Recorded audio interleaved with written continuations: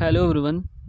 जैसा कि हम अपने प्रीवियस वीडियो में जो प्रिंसिपल ऑफ इक्विटी उसके बारे में डिस्कस कर रहे थे, यानी कि साम्य के सिद्धांत के बारे में। तो उसी सीरीज़ का ये अगला सिद्धांत है, जो सिद्धांत साम्य विधि की अनुगामी है। ठीक है, ये जो सिद्धांत है काफ़ी इम्पोर्टेंट है, प्री के साथ साथ मेंस में भी काफ़ी इम्पोर्टेंट है। तो इसको अच्छे से लास्ट तक वीडियोस देखिए। यदि चैनल में नए व्यूज़ हो तो सब्सक्राइब ज़रूर कर लें, अपने दोस्तों को शेयर करना ना भूलें। तो चलिए स्टार्ट करते हैं। तो सबसे पहले देखो, ये जो हमारा आज का मैगज़ीन है वो कहता है कि इक्विटी फॉलोज़ द लॉ।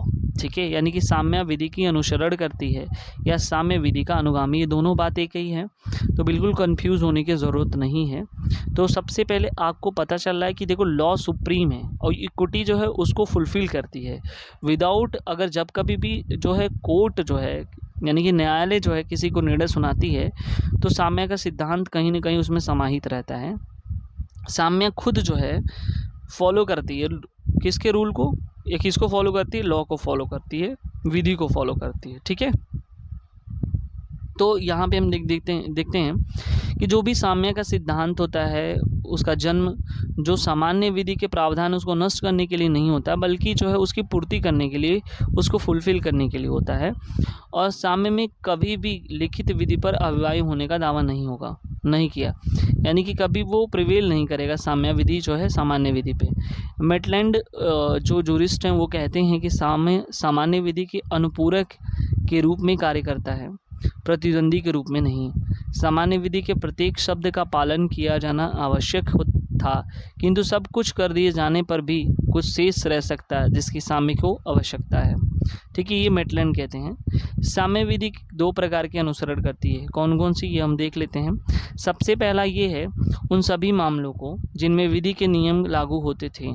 ठीक है, यानी कि जिनमें विधि के नियम लागू होते थे उनको अपना करके साम्य विधि अनुसरण करती है। दूसरा साम्य अधिकारों एवं हितों के संबंध में क्या कहती है, जो सामान्य विधि है उनके सदृश अनुसरण करती है, लेकिन सदृश अनुकरण करने के लिए साम्य न्यायालय बाध्य नहीं है। ठीक है, तो ये दो तरह के मामले हैं जिसमें साम्य विधि अनुसरण करती है। ठीक है, एक केस है स्टीकलैंड वर्सेस ऑल्ड्रिच का। इस मामले में जो ज्येष्ठाधार के कानूनी प्रावधानों के साम्य न्यायालय के मामले में बाध्य थे, भले ही अन्यायपूर्ण हो। ठीक है, इस आधार सूत्र की जो लिमिटेशन है वो क्या है, कुछ निम्नलिखित दिए गए हैं, उसको हम देख लेते हैं। तो जहाँ किसी विषय पर न तो विधि का प्रत्यक्ष नियम विद्यमान हो न कोई उसकी सदृशता हो, तो साम्य अपने ही सिद्धांतों एवं नियमों के अनुसार न्याय प्रशासन करता है। यानी जहाँ कहीं भी लूप होल्स मिलता है, या सोचो कि किसी पॉइंट पे नियम नहीं है सामान्य विधि में, या उसके सदृश कोई नियम नहीं है, तो साम्य अपने सिद्धांतों को लागू करके ऐसे निर्णय करती है या प्रशासन करती है। जहाँ किसी मामले में सामान्य विधि अनुतोष प्रदान नहीं करती, ठीक है, सामान्य विधि से अनुतोष नहीं होता या अपर्याप्त होता है, तो ऐसे विधि में दोषपूर्ण प्रक्रिया के कारण न्याय प्राप्त नहीं हो पाता है, तो न्यायालय अपने विवेक पर, ठीक है, साम्य के हिसाब से निर्णय देता है। भारतीय विधि में इसकी सुक्ति की समावेश की बात करते हैं। तो देखो, भारतीय विधि में कुछ ऐसे संविधान में आर्टिकल हैं जो इसको समावेश करते हैं। तो सबसे पहले इम्पोर्टेंट आर्टिकल है हमारा अनुच्छेद 142 तथा 136।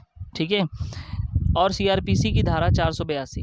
ठीक है, तो ये सब इनके न्यायालय कोर्ट के इनहेरेंट पावर दिए गए हैं। ठीक है, स्पेशल लीव पिटिशन भी दिया गया है, और न्यायालय की क्या पावर हैं, ठीक है, हाई कोर्ट की क्या पावर हैं, सीपीसी में भी दिया गया है कि अंतर्निहित शक्ति क्या है। ये सब इस सिद्धांत को, ये प्रिंसिपल ऑफ इक्विटी को फॉलो करते हैं। वहीं हम देख लेते हैं रजिस्ट्रेशन एक्ट, भारतीय इंडियन रजिस्ट्रेशन एक्ट, भारतीय पंजीकरण अधिनियम 1908 की धारा 17 भी इस सिद्धांत का पालन करती है, या कह लो कि इसको समाहित करती है। तो सारा अगर प्री के पॉइंट ऑफ व्यू से देखें तो ये वाला इम्पोर्टेंट है, क्योंकि कहाँ कहाँ ये लागू होता है, कहाँ कहाँ फॉलो करता है। और केस लॉज भी देख लेना, मेंस के पॉइंट ऑफ व्यू से आपको इतना लिखना पड़ेगा। ठीक है, आई होप ये वीडियोज़ आपको अच्छा लगा। कमेंट सेक्शन में कमेंट करके ज़रूर से ज़रूर बताएं कि किस तरह से ये वीडियोज़ लगा, कितना हेल्पफुल है आपके लिए। ठीक है, थैंक यू so much.